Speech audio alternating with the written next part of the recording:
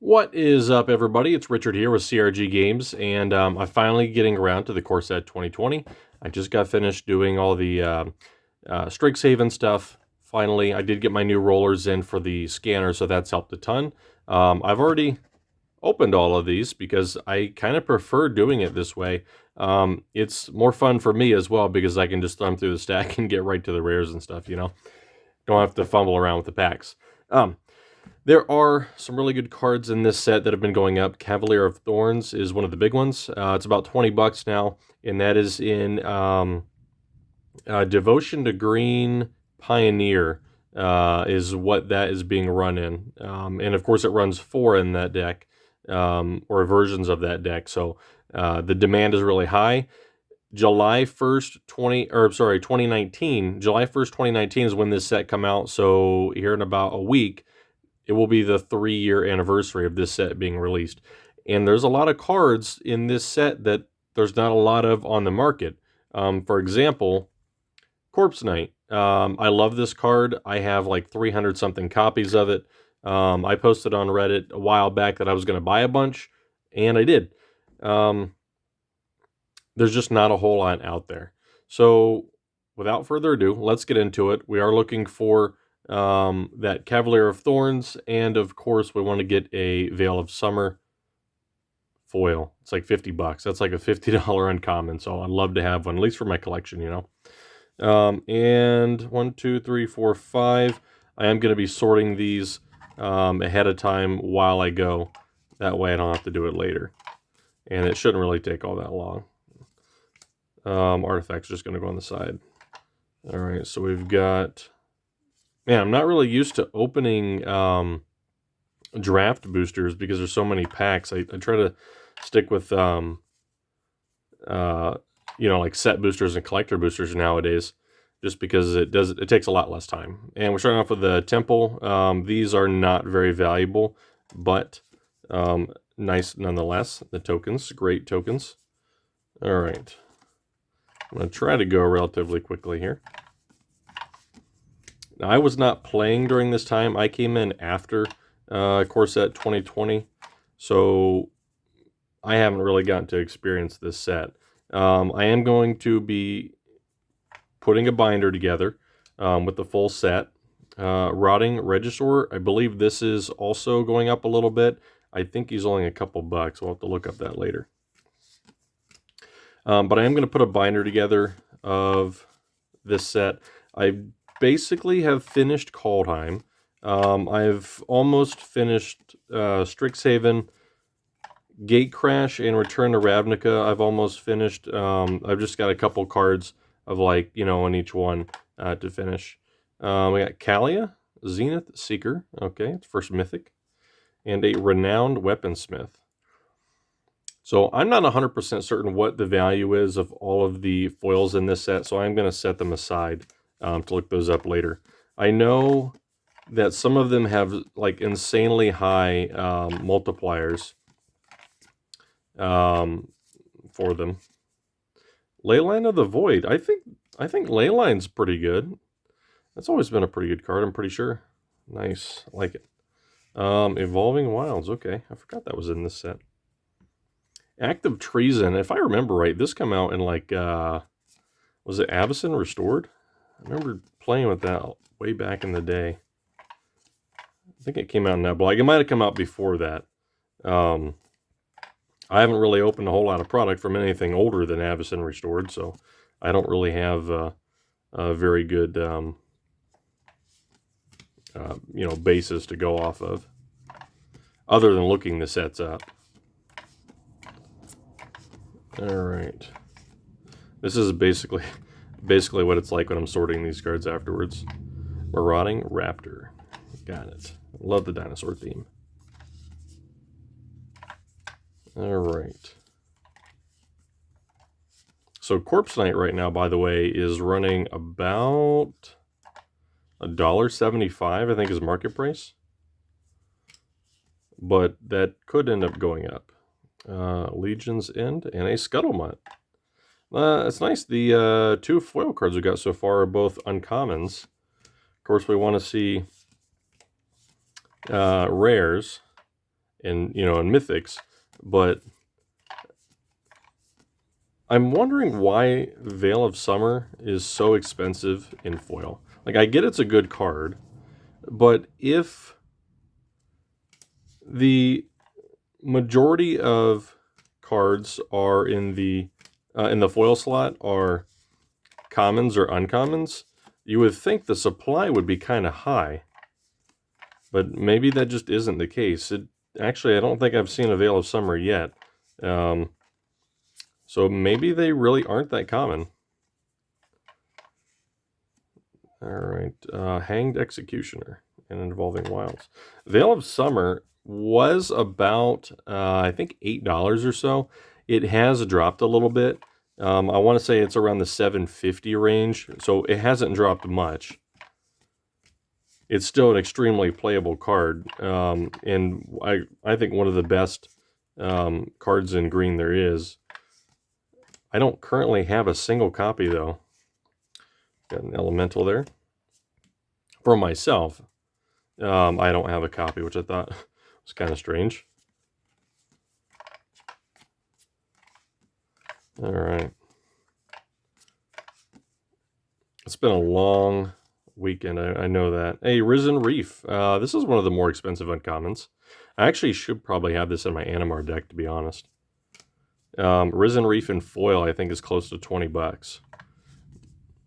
And the regular Risen Reef, I'm not 100% certain, but I think it is a few dollars. I will have to double check on that. Air Elemental, okay. Tombbound Lich. There's probably some other good uncommons in this set that I'm just not too up on yet. Planar Cleansing, okay. I believe that's got a handful of printings, actually. I'm actually going to just thumb through these and pull out the more expensive ones. Scheming Symmetry, okay. I'm not going to mess up those piles.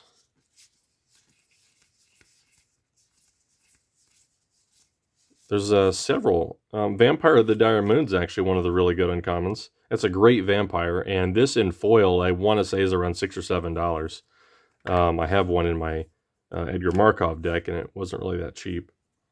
Lotus Field, great card. There's a very nice promo version of that. The promo pack has a foil and non-foil version. And I remember about a year or two ago, I don't remember why exactly it was, but I ended up buying like 20 copies of that. They were at like $6. And I don't know, I was just like, man, that's cheap. So I bought like a whole bunch of them. And then they end up going up to, it was like 16 or 17 bucks. Hey, it was a foil Duress.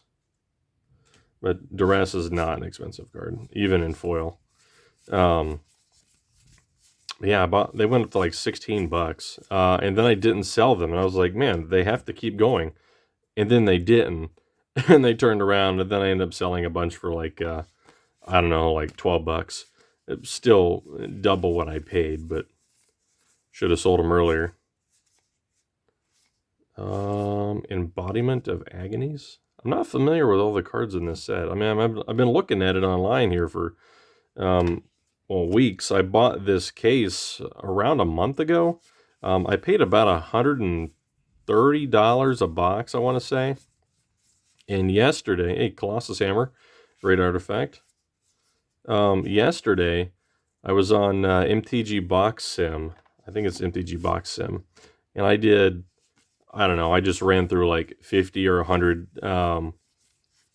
simulations of this box, of this set. And there were values anywhere from about, probably in the very low end, about 80 bucks, up to like 280 bucks.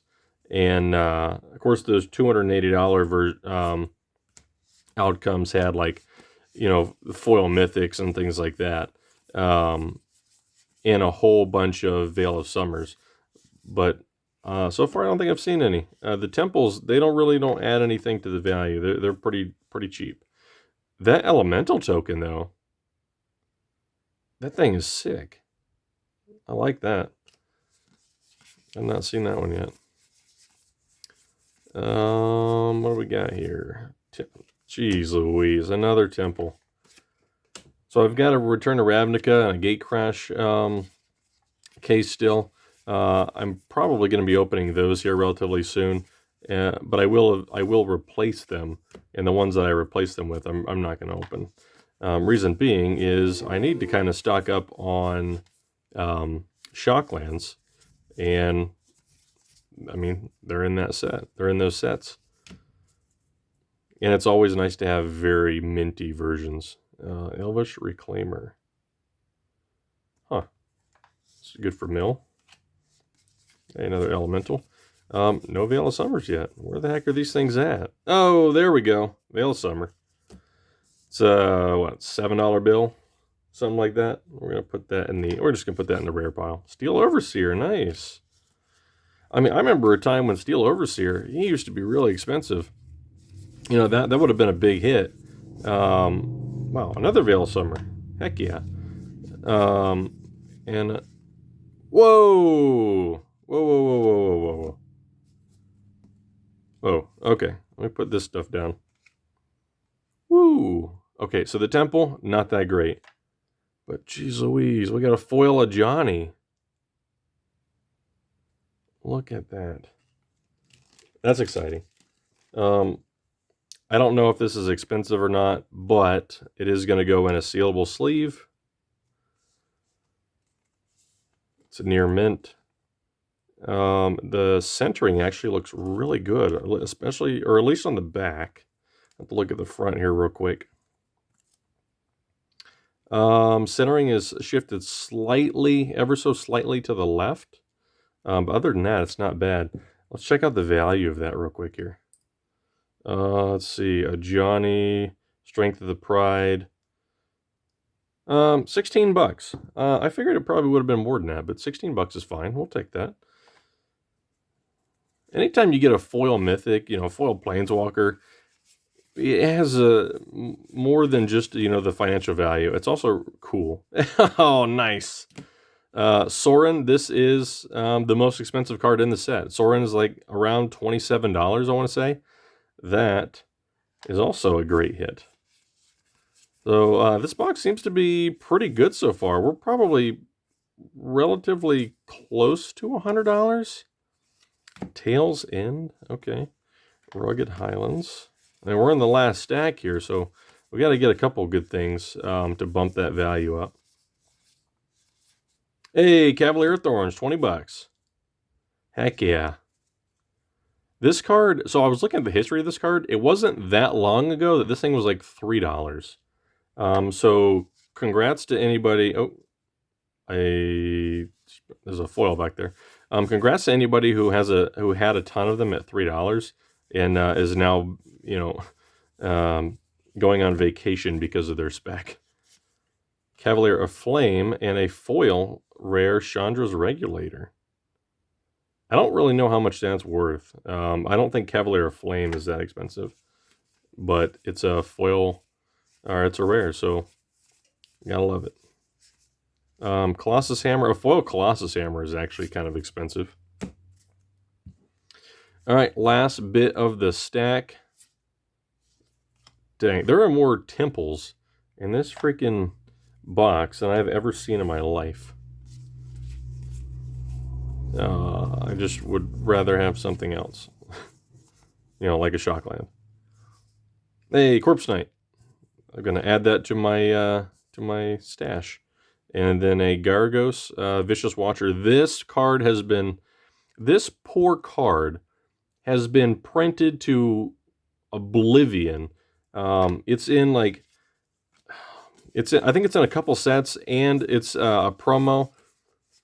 If you guys remember those Walmart boxes from like, I don't know, everybody was opening them about a month or two ago. Gargo, like it says, comes with a promo. Yeah, your promo was a Gargos. All of them were Gargos, like basically. It's terrible. And they're pulling it off like it's a good promo. It's not not a terrible card. It's just, you don't want 100 copies of it. But now you and all your friends have 100 copies of it. I don't know. Leyline of Anticipation. Awesome. And this is like the last pack here, I think, or the last 2 packs. This is the last pack. Yeah, it looks like there's something good. Hey, Golos. Yeah, Golos is good. So back before he got banned in Commander, I want to say he was like $15 to $20. And then he got banned and went down to like $5. And honestly, I don't really know why he got banned. I played against a couple Golos players, at the LGS, and I mean, it didn't seem like anything special. Sometimes they won, sometimes they didn't. It was the same with everybody. So I don't exactly know why that got banned, but it inevitably did. So let's take a look back here, see what we got. Honestly, not bad. The Cavalier of Thorns is great, $20. Sorin, like 27. Ajani is about $16. The Veil of Summers, these are about 7. I think a couple other ones in here are worth a few bucks, but I have to go back and look. Like Lotus Field is a few bucks. Leyline of the Void might be a couple bucks. I'm pretty sure Rotting Regisaur is as well. There's probably at least $100 here. And in all the other stuff, there was like at least one Risen Reef, several Colossus Hammers. Oh, I missed a foil there. I think this set, or this box, is actually done pretty good. So we're going to wrap this up. We're going to get on to the next box. I'm going to put this in with my other Corpse Knights. Hopefully I can get up to like 400 copies or something like that. I don't know. I like that card. And it's a spec for me, so... yeah, that was box 1. We're going to wrap this up, and I will catch you guys later.